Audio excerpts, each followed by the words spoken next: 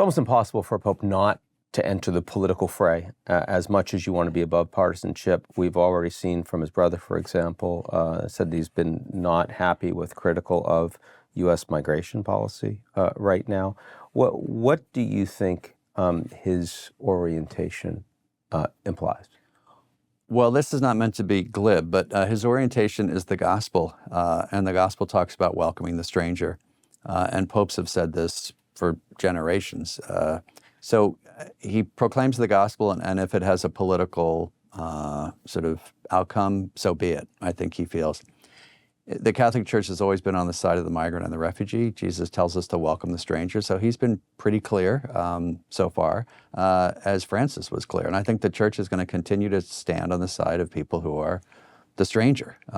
There's lots in the gospel that might be a little confusing, but when Jesus says, when you welcome the stranger, you welcome me, that's pretty clear.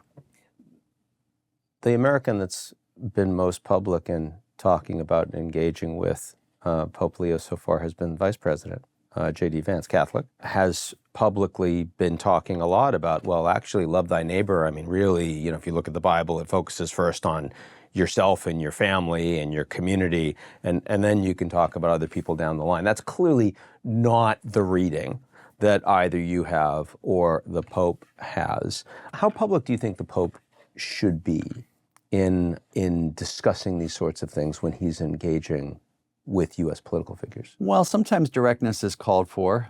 Pope Francis wrote a response to this misinterpretation of what's called the Ordo Amoris, the order of love, which basically was misinterpreted to say that, family first and friends and then neighbors, and then maybe when you have something left over, to people on the outside. That is not Catholic teaching, right? And we are called to care for people that we don't know. I think Pope Francis was clear about that in the letter. The Pope and the Vatican decide when to be direct. Usually they're oblique. They don't want to be seen as sort of picking fights, right, or responding to individual people.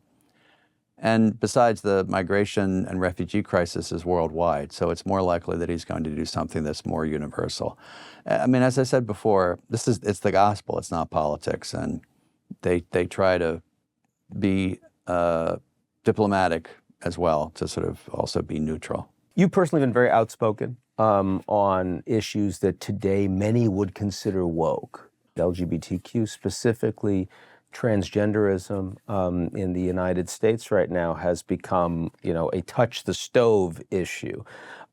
Does this make it feel more urgent for you to lean in on those issues, or do you think actually maybe some went too far in progressivism and need to look towards things that will unify the country and the people better?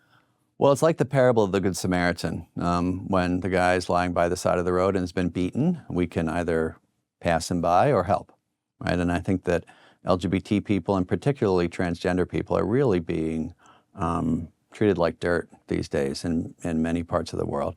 And so we're called to help them. So I think the more that they are attacked, the more urgent it becomes for us to stand with them, right?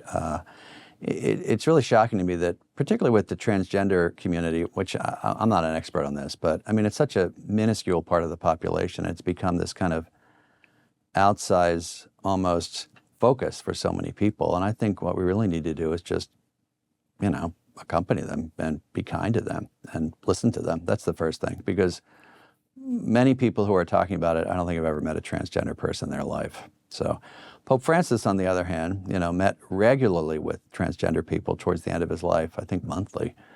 And he didn't change any doctrine on it, but he, met with them as human beings. This is part of human dignity, right? We treat people with dignity.